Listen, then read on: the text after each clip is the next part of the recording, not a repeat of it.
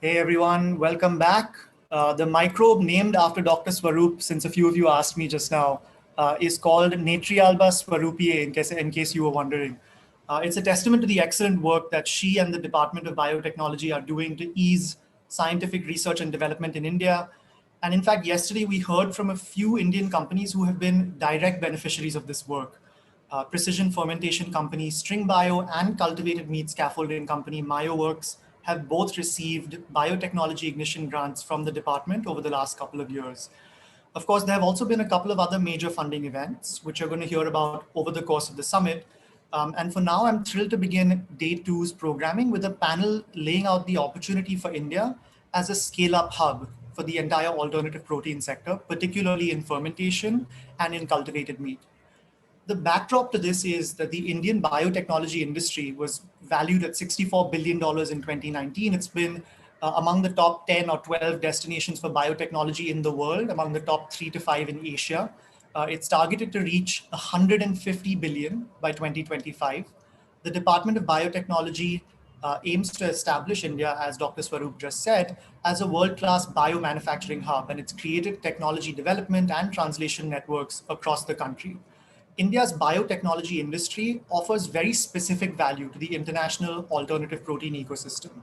By developing and leveraging cross-country relationships among universities, businesses, and startups to accelerate technology transfer into the Indian ecosystem and to scale up alternative protein globally and exercise downward pressure on costs globally, we believe we can do a great deal to drive down the cost of alternative protein, as well as increase the functionality and take the sector to the next level.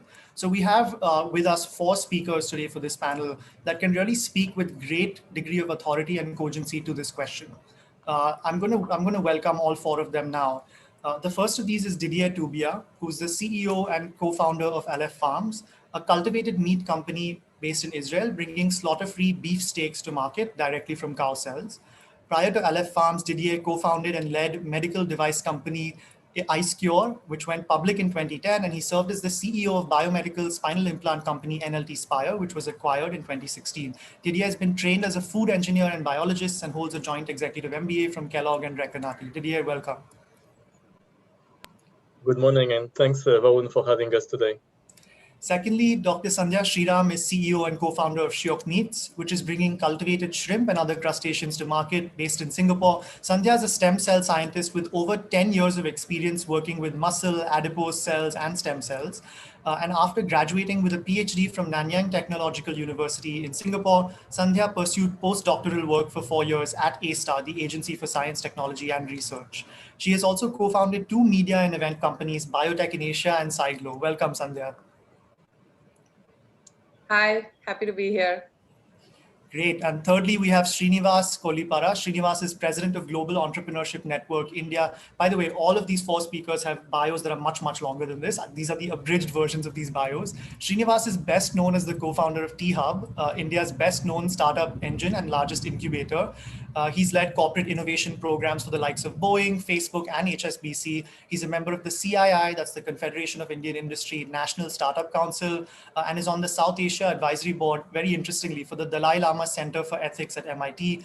Srinivas has over 25 years of international experience across a very wide swath of areas, but as an advisor to governments and organizations on building startup ecosystems, and as an angel investor, his true passion is helping startups to scale and creating thriving, powerful communities, which is very important for this panel.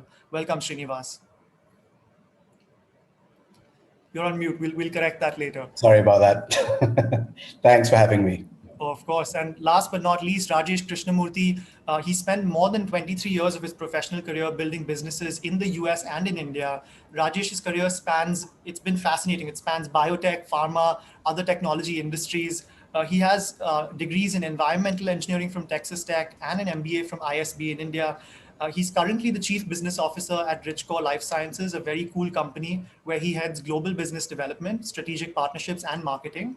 And he leads a dedicated team within Ridgecore to innovate products and services for fast growth of novel cell and fermentation-based protein industries. Welcome, Rajesh. Hi, everyone. Thank you. Hello, everyone. Rajesh, we can't hear you, so if you can figure out increasing your volume, that would be great. Thanks. Can you hear me now? Better? Yeah, it's slightly better. So Didier, I'm going to start with you. The first round of questions is basically going to be a recap of what you guys do. Didier, Aleph Farms is a leading cultivated meat company focused on producing real beef without slaughter. You were spun out of a collaboration or spun out of the Kitchen Food Tech Hub and the Technion University, which seems to be a fairly not typical, but a fairly common path to market for deep technology companies out of Israel. Would you tell us a little bit about the origin story of Aleph Farms and the work you do? And don't leave out the bit about culturing beef cells in space, because I definitely want to hear about that part. Thanks, Varun, and very happy to be here with you all today.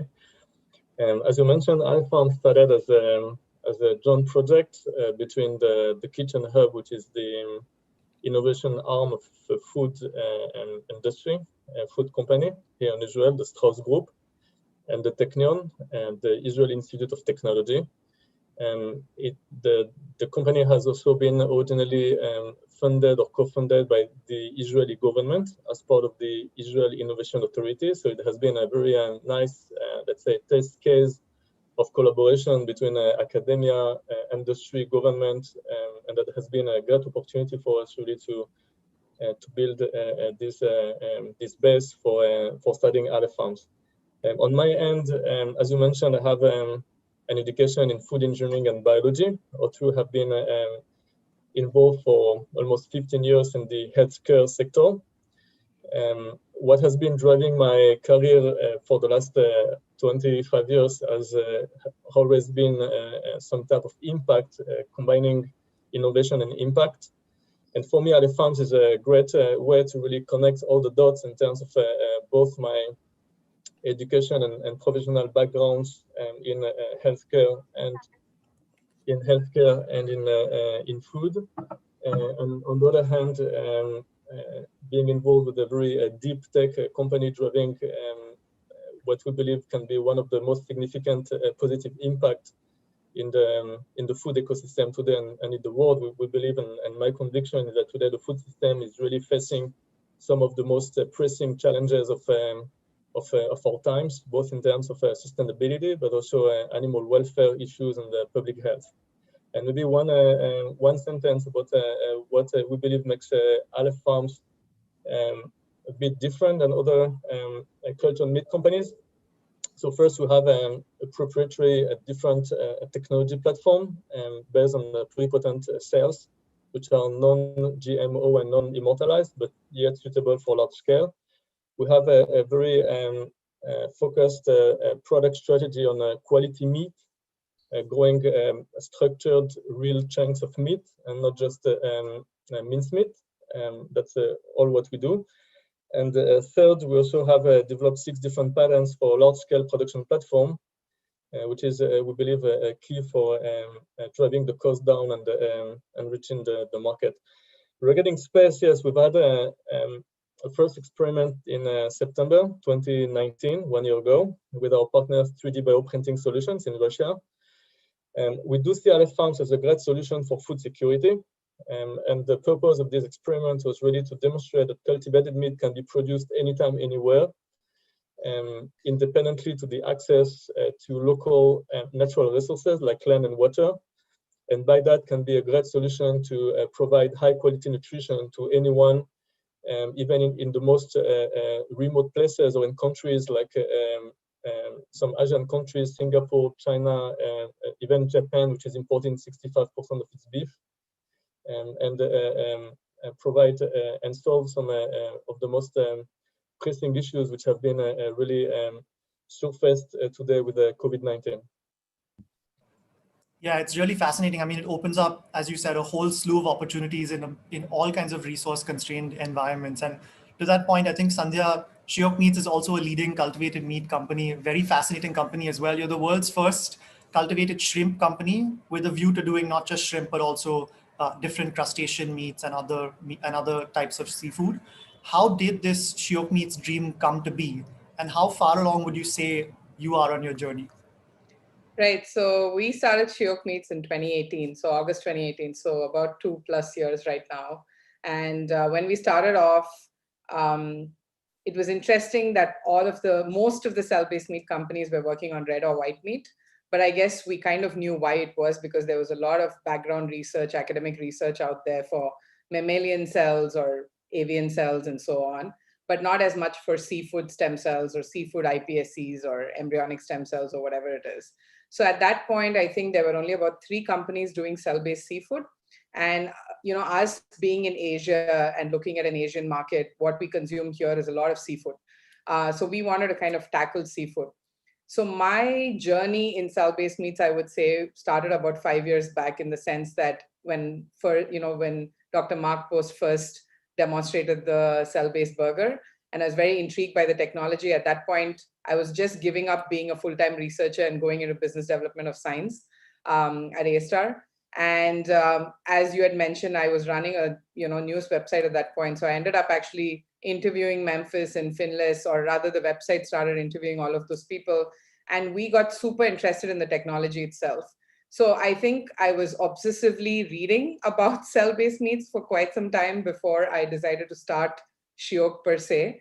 So 2018, when I started it, I kind of looked at the landscape and said, okay, let's start something that nobody else is working on, because I think we didn't want to compete. We wanted to collaborate with companies rather than, stepping on everybody's toes and working on beef and pork and chicken again. We said, why not do something very different? But that means we can actually speak to these companies openly about what we're doing and learn from them. Learn from their mistakes as well as their achievements. That was kind of the goal towards it. And as I mentioned, there is almost absolutely no research out there that has been done on shrimp or crab or lobster stem cells. Very, very little research out there, mostly on breeding and reproduction, but not on the muscle stem cells or the fat stem cells. So when Kai and I started this company, we literally started with a whiteboard and nothing else. So we made our way from there. We started up by, looking at shrimp, the anatomy, how does stem cells work? And within about 6 months, we had our first prototype, which was the shrimp dumpling. So it is minced shrimp to start off with. Recently, we have actually had some success with lobster and crab cells in prototyping as well. So hopefully we're looking at doing a tasting for lobster and crab as well in the next couple of months. Where we are in terms of, actually bringing the product to market, I would say within the next 2 years, we are aiming for a 2022 launch. We are not aiming for a full 3D product and, the perfect shrimp. We are aiming for at least getting into the market with a minced product where we're actually looking at a blended product. So blend between plant-based meat and cell-based seafood, and seeing how we can bring that to market starting off in Singapore. Very cool. And the bit that you left out, Sandhya, is you actually announced the company for the first time at this conference in person on August 24th, 2018. And to give the audience a sense of how quickly the progress was beyond that, within, I think, a couple of months, or maybe even by that time, you already had a co-founder. On March 26th, 2019, you had the tasting of the shrimp dumpling. So from August 24th to March 26th, you had made that much progress. So August 24th, we weren't even incorporated. So we incorporated the company on August 28th. So I still remember I came back from India after speaking at the conference, because at that time, I knew I was starting Shiok. I didn't know when, but 28th was kind of okay, done. And yes, publicly, I kind of announced that I would be starting that first at the summit, yes. Very cool. Srinivas, I guess this is switching track a little bit. So you've had a very interesting and varied career. I don't even know how to describe it, to be honest. You've had experiences including founding and leading the Tea Hub, which, as we mentioned, is India's leading startup hub and largest incubator. How would you describe the work that you do across all of these themes of corporate innovation, investment, ecosystem building, etc.? Thanks. Yeah, it's a little complicated. I take on multiple roles, as you know. There are a few basic themes to what I do, though. What I'm known for and what I do mostly is build ecosystems. So figure out, startup ecosystem is one, but it's not the only one that I work with. But the idea is to figure out what are you trying to achieve at the heart of it. So for example, with startups, you're trying to help startups to scale. But there are multiple stakeholders engaged in that journey. So for example, you have the government, you have corporates, you have incubators and accelerators, you have investors, etc. Right? How do you bring all of these together onto one platform, map it all out, and kind of bring those synergies together? So that's one part of what I do. Another one is to work with individual stakeholders. So for example, government or government organizations, to engage with that ecosystem and help them win the game they're playing. Then there's startups themselves. And so I mentor and I invest personally into startups and help them to scale. And the final part is just regular consulting on scaling organizations. So for example, I'm working with the Delhi government on building a skilling university. So it's kind of a broad array. I know it's fairly difficult to explain, but essentially at the heart of it all is just helping companies to scale and win problems that they're facing. Super cool. And like I said, I actually left off a number of credentials from Srinivas's, as I did with everyone, but from Srinivas's bio as well. So there's a bunch in there about the World Economic Forum. There's a lot of stuff going on. Finally, Rajesh, Ridgecore Life Sciences is doing some really interesting, fascinating work. It promises to accelerate the entire cultivated meat and fermentation-derived protein industries. Could you tell us a little bit about yourself, your manufacturing platform, and the work you've already been doing to help companies in the alternative protein sector? Yeah, sure. Thank you, Varun. Thanks for the introduction. Can you hear me now? Better? Yeah, great. So to kind of give a little bit color on what we do at Ridgecore, I would rather go back last almost 10, 12 years. So when we started the Ridgecore Life Sciences, we were basically looking at very unique applications of enzymes, not really manufacturing enzymes, but looking at enzymes. How do we use enzyme to come up with new applications, patentable technologies? And we were actually looking at even food sector. For example, we have a patent on how do you manufacture sugar without using sulfur, for example. So we were mostly concentrating on how do we avoid chemicals in the food manufacturing process. So that's how we got started, and we worked with many industrial sectors, sugar industry. Even we had a wastewater product using biotech to solve industrial wastewater issues. And as we gained a lot of knowledge on enzymes, which are protein, we started later, about 10 years ago, looking at the issue in the pharmaceutical industry. See, at that time, there was a major issue in pharmaceutical industries about using animal origin products. If you look at vaccines, if you knew what happened with Merck, one of the vaccines they had had some issues with a virus from the porcine source. So when we looked at areas where the pharmaceutical industries are dependent on animal origin products and also human blood-derived products. So we started thinking, how do we take our expertise in proteins and help these pharmaceutical industries to move away as much as possible from the animal derived products.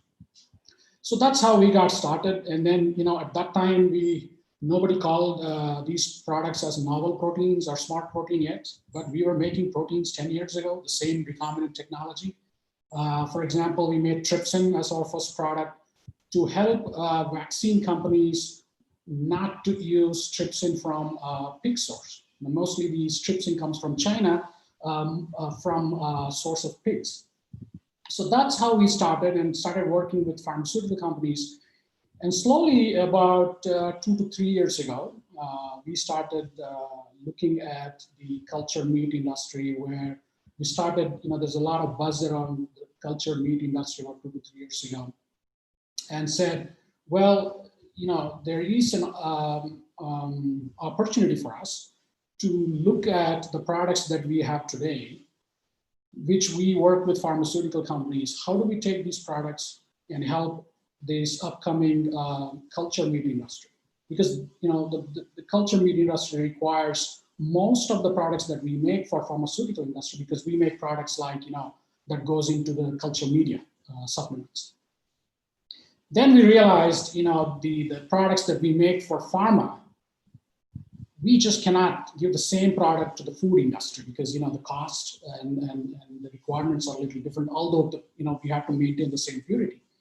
So that's when about 2 years ago, me and a couple of colleagues in Ridgecore formed a team to focus on specifically on the novel proteins, saying how as Ridgecore we can help these industry take their products faster to market. So we started innovating at the downstream side of our manufacturing process to see how we can save cost, but without compromising on the quality. and we started working for the food grade versions, what we call food grade versions of the same products that we give to pharma. So that's how we started. And then we engaged with almost 8 to 10 of these companies. Currently, we are engaged with pretty much 50%, 60% of all the culture meat companies to help them use these products in their process. And about a year ago, we realized that over the 10 years, we have gained a lot of expertise in scaling up in the fermentation technology, because all we do is fermentation. And looking at these novel proteins, the fermentation-based proteins, the milk proteins, the egg proteins of the world, we realized that we have a lot to offer to them, because the experience, the expertise we have got, we can actually bring that to the table for these companies. So that led to creating a service-based offering for these companies.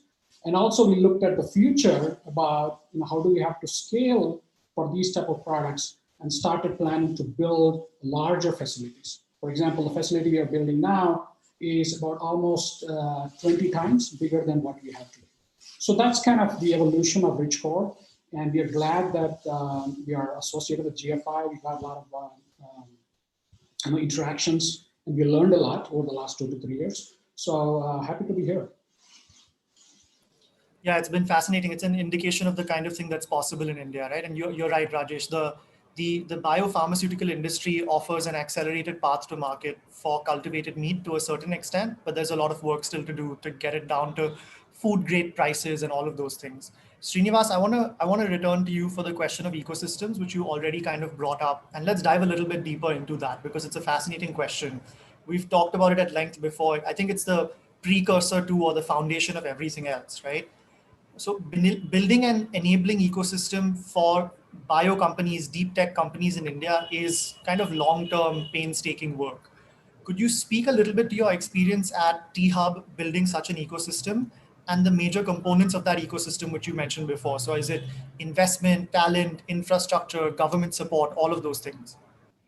Yeah, thanks. So yeah, absolutely. So the key, in an ecosystem, typically what happens is you get a lot of players who are playing the game that they're in.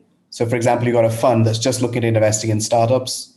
They focus on their few startups and helping them to scale. Or you have an incubator that's just looking at their startups in their programs. The idea is, can you bring all of those pieces together and understand where the gaps lie, as well as how do you make sure that each of them is synergized in the maximum way possible? So individually, you've got the government at the beginning, right? You've got the government that has regulations and laws in place that either restrict you or enable you to do business. They typically want to help and don't know how. And so one part of what we have to do is work with them by representing, classes of startups that we have to say, this is what we need from you. Obviously, access to infrastructure is really, really important. And typically, it's scattered.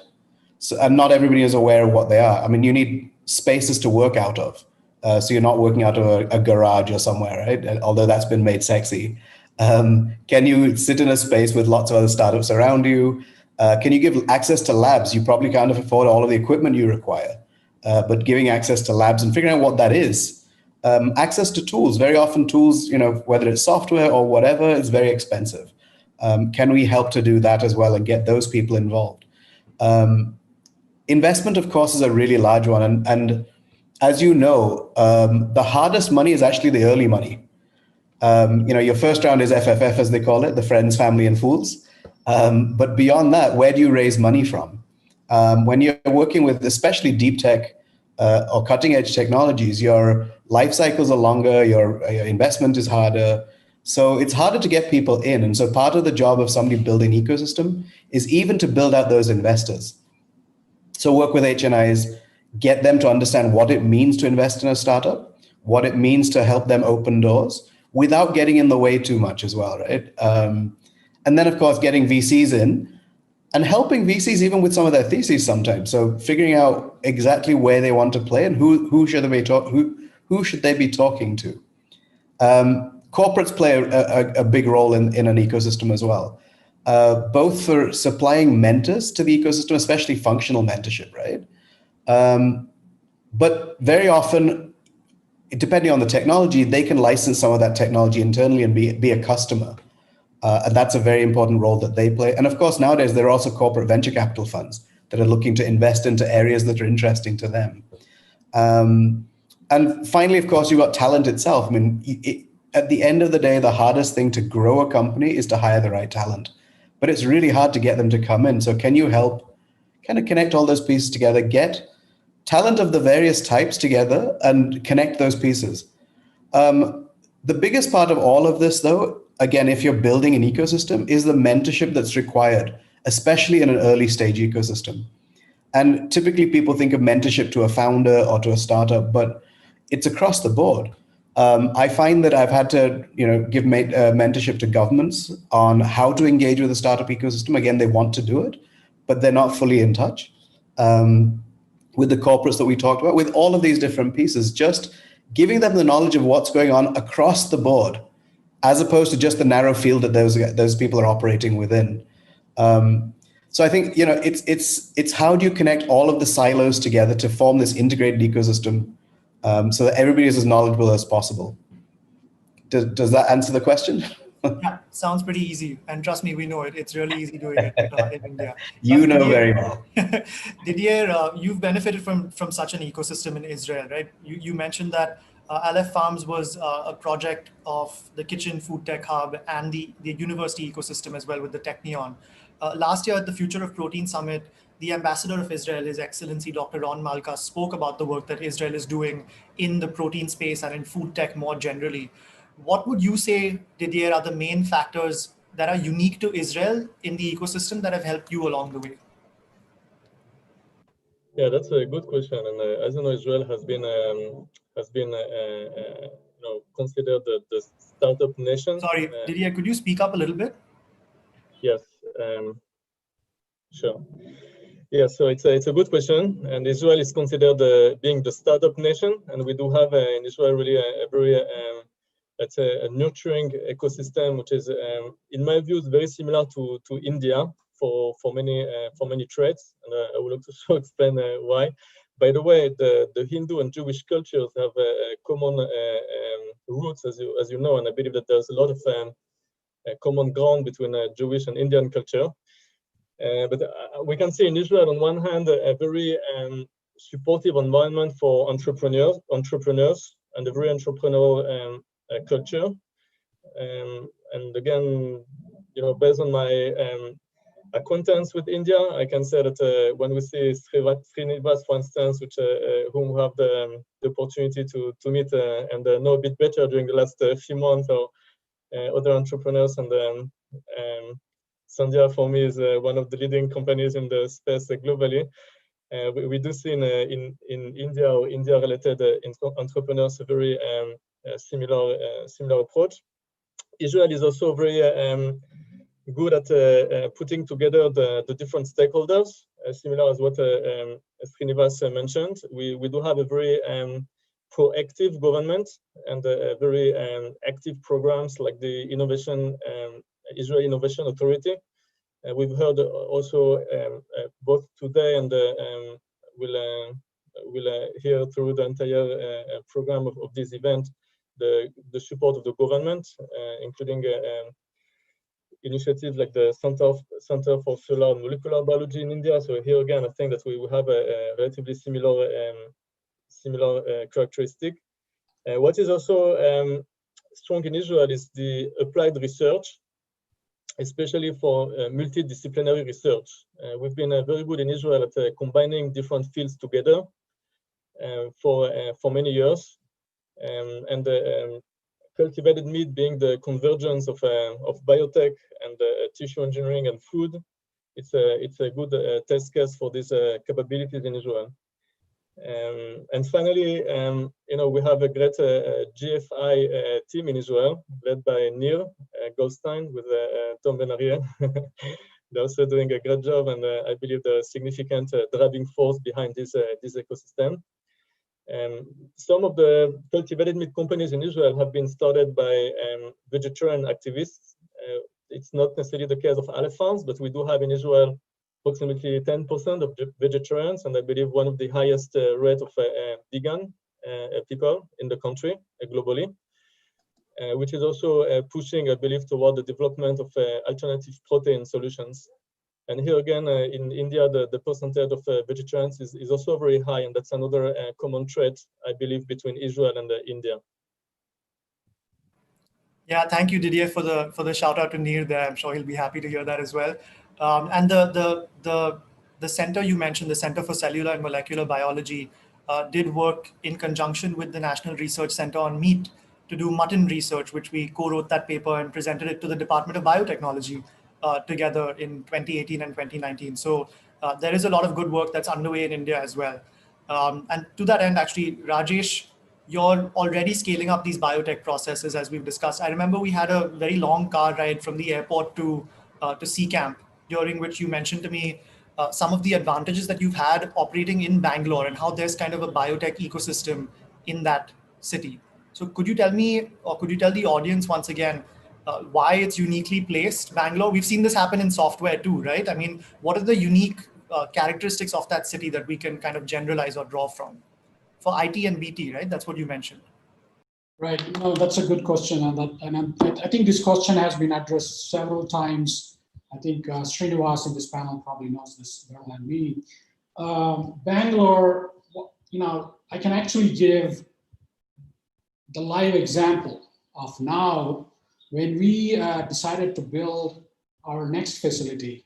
We looked at several places outside the Bangalore, not only Bangalore, but even out of Karnataka.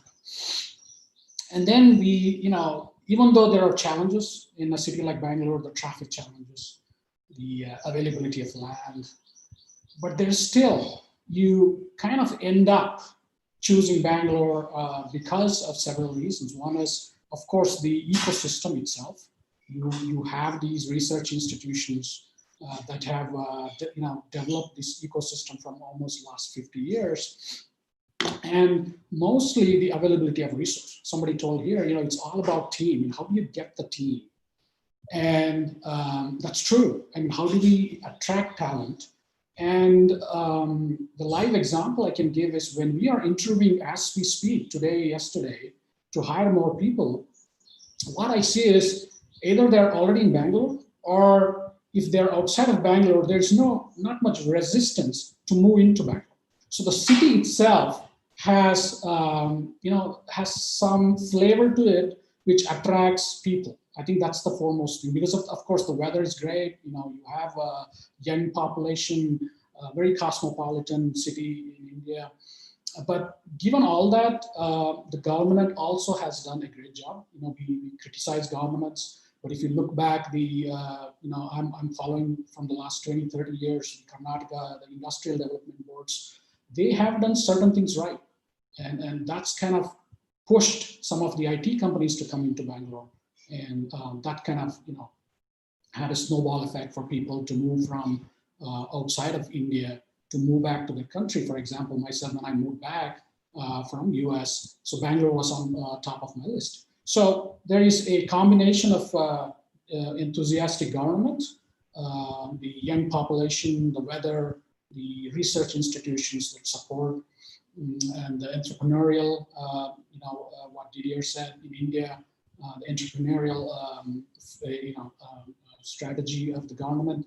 So based on all this, I think Bangalore is still, one of the hotspots for biotech. That doesn't mean, there are other states doing a great job. We do have a lot of challenges in India and in Bangalore, but given all that, still this is a good place to do business. And Rajesh, you mentioned, so the new fermentation facility, is it 180,000 liters or is it 250,000 now you've expanded the capacity to? No, we are building the new facility close to 200,000 liter, and we are planning as we speak for about 400,000 liter within about 500 meters from where we are building. Yeah, it's fascinating stuff. This is so the inauguration of the new facility was in June this year, in the middle of the coronavirus pandemic. It's really a kind of a marker that you've laid in the ground for what's possible in India, which is really great. Sandhya, we talk at GFI India about these kind of smart protein innovation hubs. And I would argue that the entire maybe the entire nation of Israel too, but the entire nation of Singapore is a smart protein innovation hub. I mean, that's partly why you've made Singapore your startup base. And we've talked about in the past that Shiok Meats might consider, dual models where you could manufacture or scale up in a place like India, but Singapore will be your startup base. But could you build up the positive case for why this is, and what are the different advantages that these different markets bring to the table? So why Singapore, why India? Sure. So Singapore, when we started off in 2018, wasn't a smart protein hub, wasn't even a food tech hub. It was, of course, a hub for Southeast Asia for tech and biotech and deep tech to an extent, more on health tech and med tech per se. So when we started off, literally there was nothing. We were the first company. People were like, what cell-based meats? Why are you doing this? Why did you quit your job? Why did you spin off from A-Star or NUS or NTU, started a company with an idea? And we literally had $10,000 from Ryan as an angel investor, in the fund, and we had nothing else. But fast forward just in 6 months, when we did our prototype showcase, that week the government announced that they want to do a 30 by 30 mandate, which meant that they wanted to increase in-house food production in Singapore from the existing 10% to 30% by 2030. So this was a government mandate. So all the departments came together. They spoke to the Singapore Food Agency, which is the equivalent of FSSAI or FDA per se, USDA per se. And they said, this is what we're going to do. This is the 10-year plan, and we need to increase the number of companies that are doing food tech, looking at cell-based meat, plant-based meats, vertical farms, sustainable aquaculture, all of it together. And we're going to increase our in-house food production by 20% in 10 years. It's extremely, optimistic, but if Singapore puts their mind on it, they can actually get it done. And we've seen that happen before. So all of this kind of accelerated so fast for us. And initially, we kept getting questions like, why are you in Singapore? Why are you based there? And the only 2 or 3 answers we had was our families are here and we are from here. Or rather, I've lived here for 12 years. My co-founder is from Singapore. And we know people here, we know there's talent, and we know there's government support for startups. But in 6 months' time, we could say, this is why, all we had to show was this newspaper clipping or like a link to that article saying why we're in Singapore and why food tech is like the main mandate for the government right now. So that's why we're here. Also moving forward in terms of manufacturing, why we're doing our first manufacturing setup here, as you know, is Singapore Food Agency, which is SFA, is one of the first regulators to actually come up with a framework, which is on their website published for cell-based meat specifically. And I'm happy to say that we were one of the companies that were, consulting with them, working with them to kind of get that out. But I'm glad that it's out. So Singapore might be the first ever country to ever launch cell-based meats. So that's the key reason for us to set up manufacturing here, other than the numerous government grants, the support that we get. I mean, Enterprise Singapore is a government arm that supports startups and SMEs, and they've been amazing.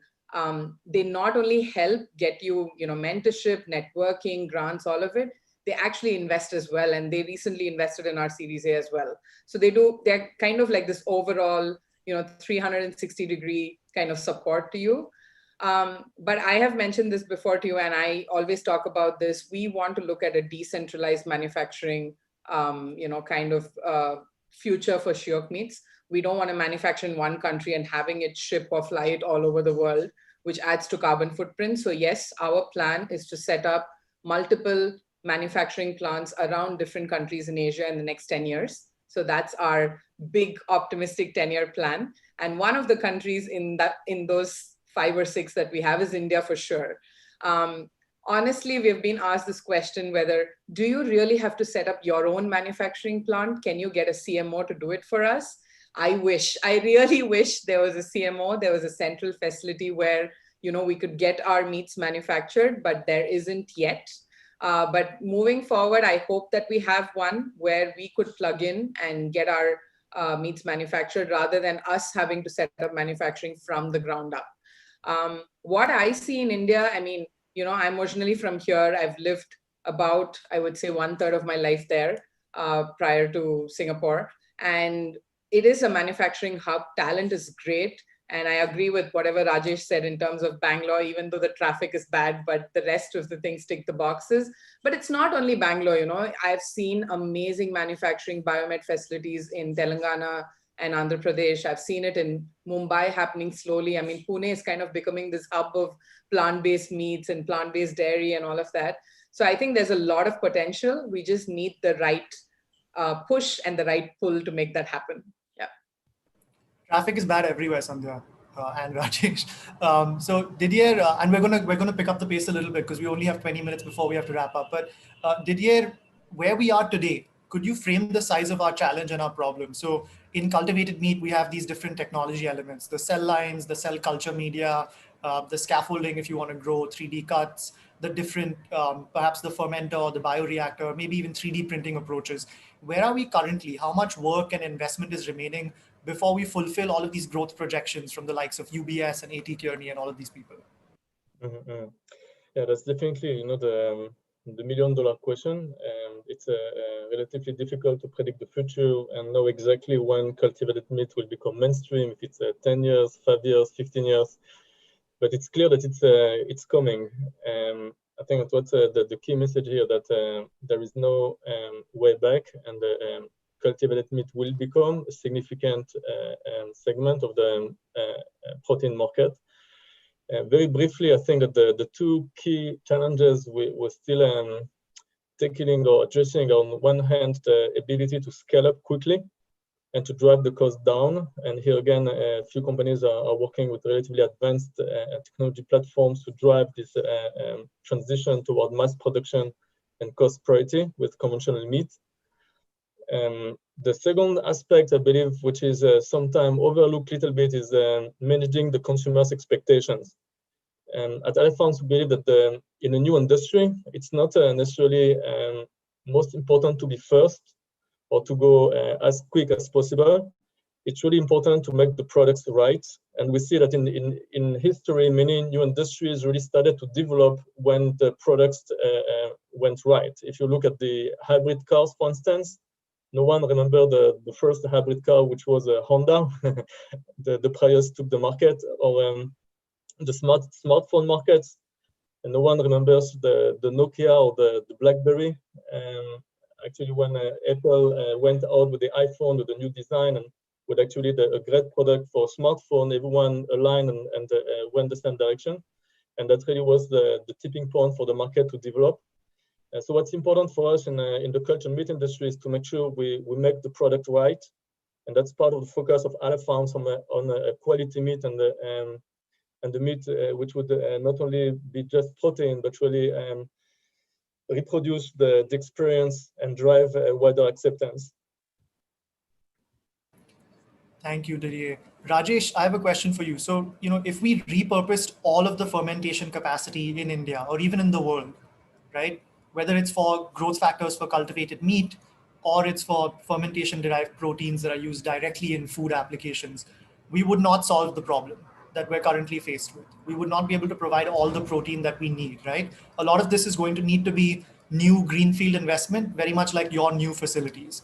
So could you give us the optimistic case for why we're going to solve this problem, given that the size of the problem is so huge, and why India and countries like India can be the linchpin of solving that?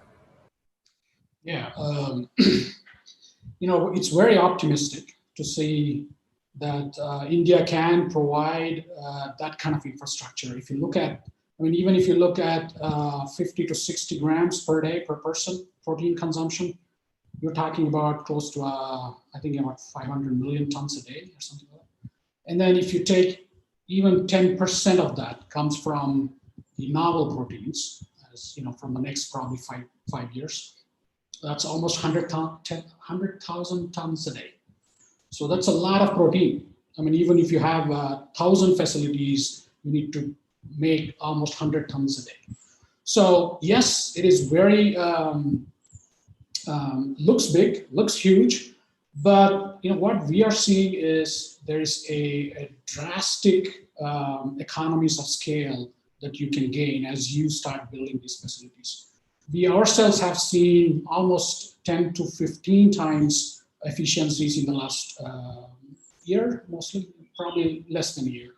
So there is a lot of innovation pending in this industry. Although fermentation is one of the oldest industries in the world,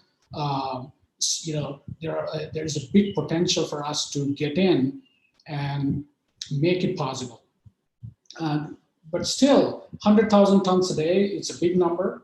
I think if India looks at this industry in a different perspective, it's not really a fermentation industry, but it's actually agri-tech, agriculture, where India, has a lot of focus areas. So, I can talk about this later maybe, but it all depends on how do you position this. If you position it right to the government agencies, to the politicians, we will be able to get a lot of support to build these large facilities, at least to be able to make India one of the largest producers of novel protein. Sandhya, on that note, what does the journey for you look like from here on out? Because you've just closed a round of funding. Congratulations on that as well. You mentioned that you're looking at decentralized manufacturing, as maybe a lot of companies are. So what does it look like to go from pilot scale to manufacturing scale, to bring down the cost of the shrimp from, let's say, $5,000 a pound to $50 a pound and beyond to commodity levels? What kind of capital, what do those facilities actually look like? Sure. So currently what we are looking at, or even before we closed the Series A funding, was, look at where we can set up this pilot plant that we want to set up. Of course, the first one we're looking at will produce about 500 to 700 kilograms a month of minced shrimp meat. But of course, taking into consideration in the future, can we go lobster in the same facility? Can we go, grow crab? Can we do 3D products? All of that, keeping in mind, we've been looking at locations. We've been looking at who's going to actually build the plant for us, which engineering firm, where are we going to get the bioreactors from? Where are we going to get the food processing equipment from? Are we going to be able to hire the right talent for all of this? These are all big questions that we don't have the exact answers to, but we need to start looking at it early on, even a year before you start setting up a plan. And I think that, Didier will kind of agree with me. He's a bit ahead of us for sure. We have spoken to him and his team about, how they're doing it, how they're going about it, what's the scale they're thinking about. These are questions that are always on our minds. So for us, what it looks like specifically for Shiok is we're building I would say, first a mini commercial plant of sorts, which could produce, I'm talking about a couple of grams, or let's say about 30 to 40 grams a day, to start off with. This I'm talking about is getting out of this benchtop 5 liter, 10 liter to at least a 200 liter bioreactor, which is kind of the first step towards that. Then we're looking at a 2,000 to 3,000 liter bioreactor in our pilot plant that can produce a couple of, like I mentioned, about 500 kilograms in a month. And by then we're also looking at increasing the cell density, the growth of the cells, the time taken to grow the cells, trying to get everything all sorted out at the same time, because it does work together. We can't just concentrate on, I want to increase the cell number, but I will not pay more on the media costs or something like that. You have to keep all of that in mind. So that's what we're looking at. So for the next, I would say 2 years, it's going to be setting up this mini pilot plant, which will be within the next 1 year. But then the next pilot plant will be ready in 2022. And that's when we'll, get the regulatory approval and get into the market with that product. The next, what we're planning to do is to set up a larger facility. And that's where we haven't decided on a country yet. So India is definitely on that list for us. And we want to see how things go. We have to set it up in a country where the regulators are open to listening and open to, regulating these meats at some point or the other. So I know GFI is doing good work on that end on India, and, GFI APAC is looking at other countries around APAC as well. So we'll see. I would say we'll wait and watch and see where things are. But I would say not wait for too long. So once we have the pilot plant up and running, or even before it's up and running, we would already want to set up our second plant per se.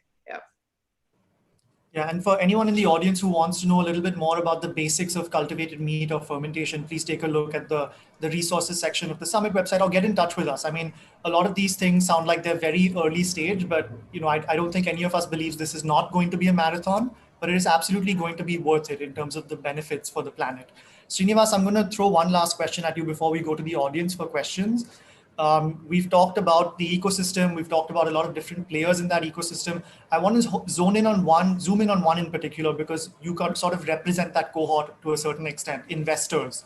What kind of work have you seen that needs to be done to drive catalytic capital into this ecosystem? Because you said early stage hand-holding and capital, smart money at the very early stage is a huge gap within this space of deep tech generally, but especially also in the smart protein ecosystem. So are we going to, how is that going to evolve in a country like India, which is such a new market for all of this?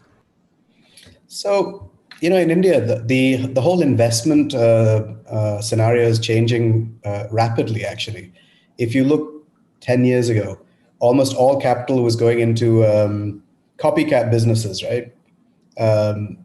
That's not the case anymore. And a large part of that was because even investors were looking at just the biggest problems that needed to be solved for India. And we're talking India specifically right now. Today, the market has matured quite a lot. The investment market has matured quite a lot. While traditional business is obviously less risky, easier to make money on, deep tech is typically, more risky, more capital intensive, longer gestation periods, all sorts of issues in terms of the investing part of it. The advantage is that moats are much higher. If you can crack this and if you can scale it, then it's really hard for somebody else to come after you, And so the money that you can make is much more. It's also, in many ways, you can get into something that can be truly game-changing and have massive effect and impact. So more and more, I'm seeing more and more companies coming into this, investment companies, that are looking at deep tech specifically and getting into specializations like, I haven't seen an alt protein fund yet. You may be hearing of one soon, but that is an area I'm very sure will come, because it's something that has to happen. When it'll happen, how much capital is a large part of that question. And how do you make sure that you have capital at each stage of growth? Like I said, from early stage all the way through to PE is relatively easy. Once we get to that level, I don't think there'll be a problem. But I think as of today, it is not as easy, but I think there are people still willing to bet on it. Thank you, Srinivas. And yeah, there are so many sort of valleys of death along the way. I think if we're talking about private equity, which is in the dozens or hundreds of millions of dollars range, generally one would assume that the industry has reached certain milestones, but in order to get there, you have to get through many valleys of death. So exactly. Many thanks to the panel for all the wonderful insights you've shared. I'm going to throw to some questions from the audience, and we just have about 6 minutes to get through a few questions from the audience. So can we bring up the Slido, please? Wonderful. Okay, just excuse me. Okay, so the first question is, what will be the distribution of 3D printed products using animal cells?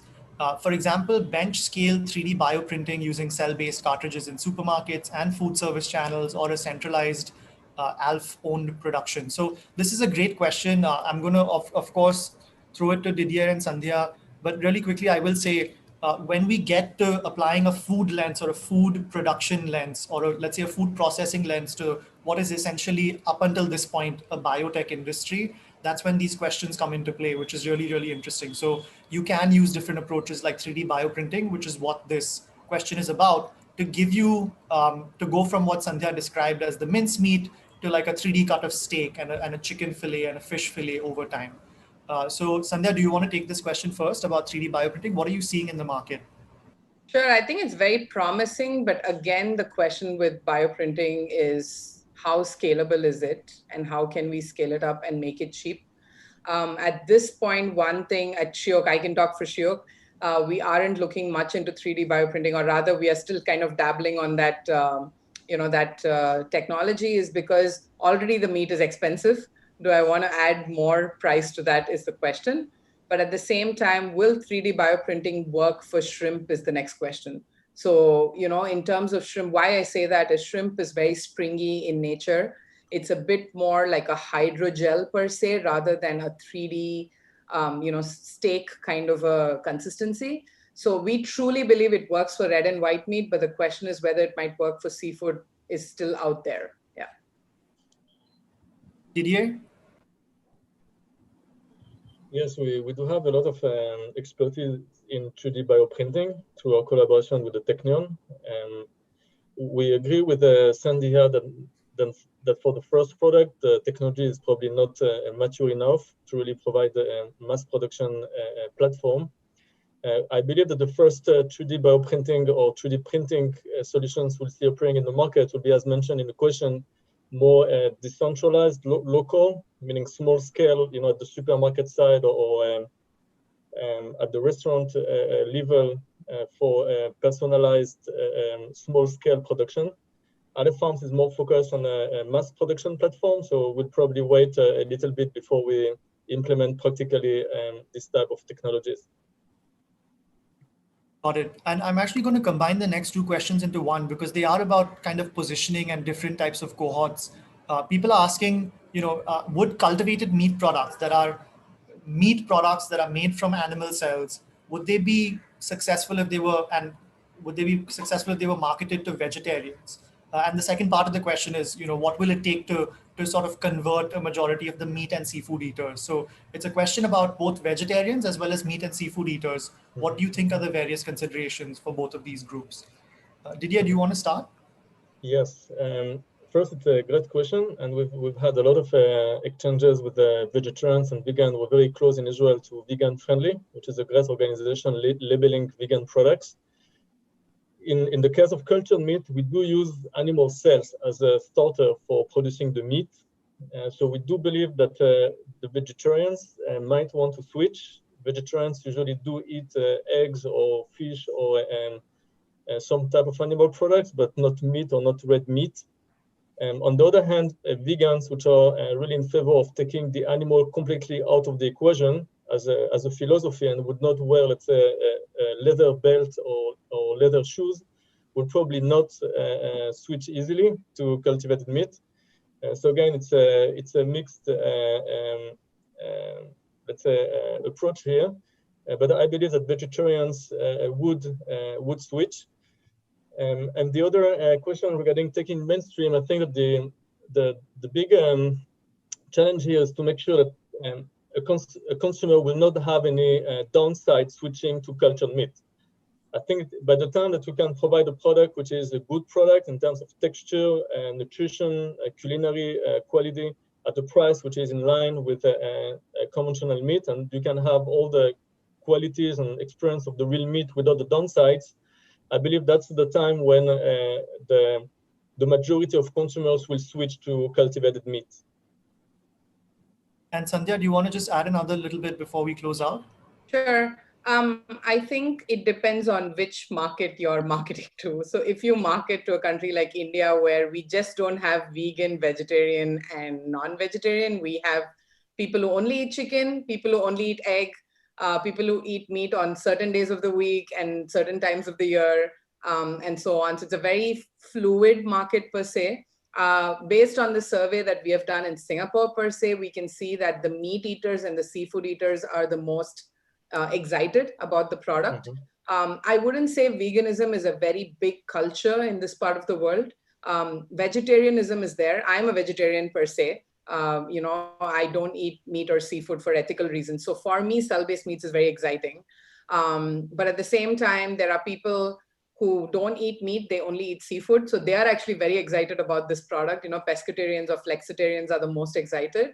We see, at least in Southeast Asia, we will be marketing targeted towards meat and seafood eaters rather than vegans and vegetarians, because the percentage is pretty much lower compared to the actual meat and seafood eaters. All right, so it's unfortunate that we couldn't get through more questions. I want to thank Rajesh, Srinivas, Didier, and Sandhya for your time today. If anyone wants to get in touch with them, please do through the event platform or email us and we'll put you in touch. Thank you so much for sharing your insights, everyone. Thank you. Thanks, Vern. Thanks, everyone. Take care, everyone. I'll see you in a couple of minutes. I'm going to grab another hot tea. Take care.